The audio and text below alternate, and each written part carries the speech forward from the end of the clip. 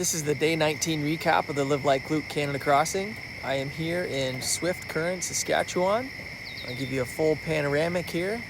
I'm on the Swift Current Creek, a river that runs on the east side of Swift Current. Just a beautiful creek. It's the namesake of this community.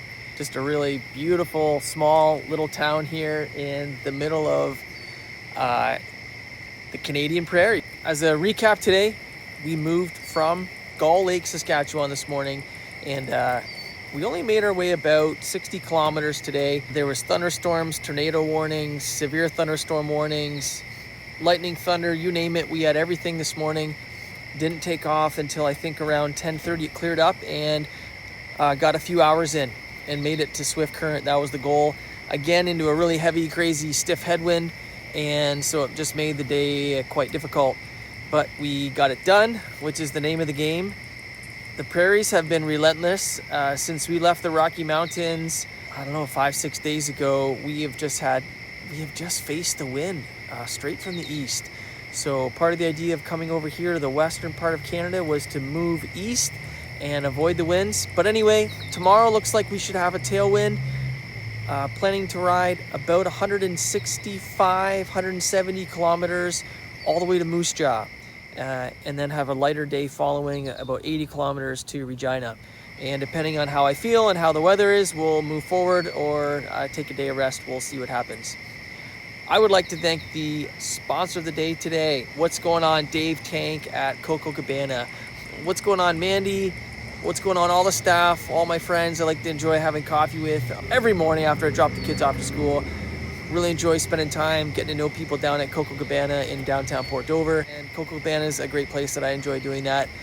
Dave owns and operates Cabana and also the Ice Cream Tank, which if you've ever gone for an ice cream cone on any night during the summer, during the months from June to September, you'll see the lineup at the Ice Cream Tank. That is Dave Tank's doing. He's an excellent businessman. He runs just great business. He's a great guy. And so Cabana, highly recommend you check out downtown Port Dover. See Dave anytime.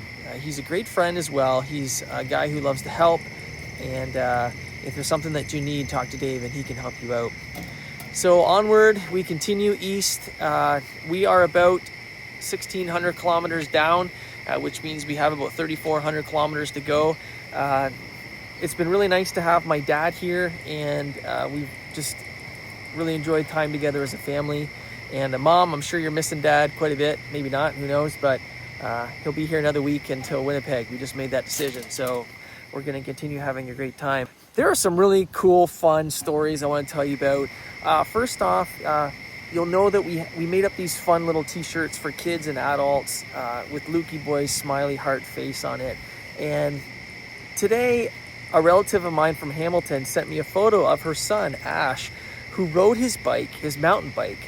I'm assuming took the rail trail from Hamilton to Port Dover so he could use his own money to purchase a Live Like Luke smiley shirt.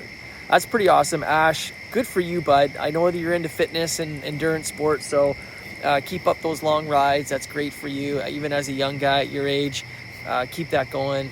Great stuff. Another cool story, a woman won a significant amount of money, $1,280, and she donated it all to the Live Like Luke project.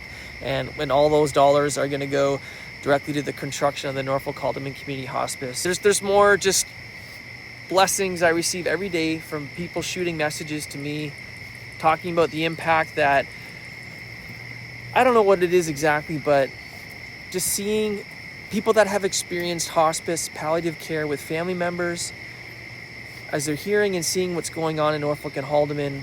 As people are seeing this project, they're seeing that we're going to have a hospice, and they're excited about how we're going about building it and what sort of a culture we want to create, a culture of compassion and care and love for those that are in that time of need.